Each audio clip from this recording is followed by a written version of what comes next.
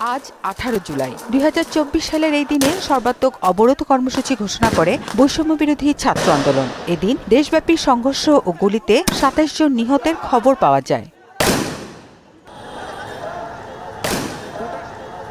আন্দোলনে উত্তাল সময়ে এদিন তৎকালীন প্রধানমন্ত্রী শেখ হাসিনার নির্দেশে আলোচনার আহ্বান জানান তৎকালীন আইনমন্ত্রী আনিসুল হক ও শিক্ষামন্ত্রী মহিবুল হাসান চৌধুরী নওফেল। তবে তা নাকচ করে আন্দোলন চালিয়ে যাওয়ার ঘোষণা দেয় শিক্ষার্থীদের প্ল্যাটফর্ম বৈষম্য বিরোধী ছাত্র আন্দোলন।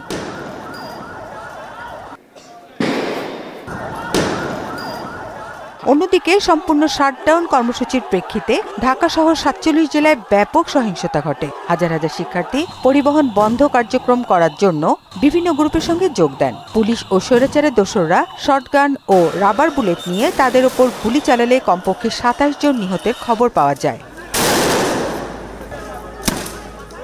পুলিশ ও ছাত্রলীগ কর্মীরা ব্র্যাক ইউনিভার্সিটি সহ বিভিন্ন শিক্ষা প্রতিষ্ঠানে শিক্ষার্থীদের উপর হামলা চালায়। এ অবস্থায় বিটিভি ভবন, সেতু ভবন ও অন্যান্য সরকারি প্রতিষ্ঠানে ভাঙচুর ও অগ্নিসংযোগ করে বিক্ষুব্ধ জনতা। সারা দেশে ব্রডব্যান্ড সহ সব ধরনের ইন্টারনেট পরিষেবা বন্ধ রাখা হয় এবং মেট্রো রেলের কার্যক্রম অনির্দিষ্টকালের জন্য স্থগিত করা হয়।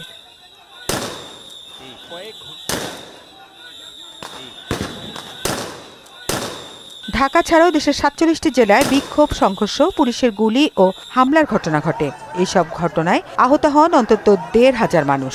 কোথাও কোথাও আইনশৃঙ্খলা রক্ষাকারী বাহিনীর সঙ্গে এবং কিছু জায়গায় ক্ষমতাসীন দলের লোকজনের সঙ্গে বিক্ষোভকারীদের সংঘর্ষ হয়।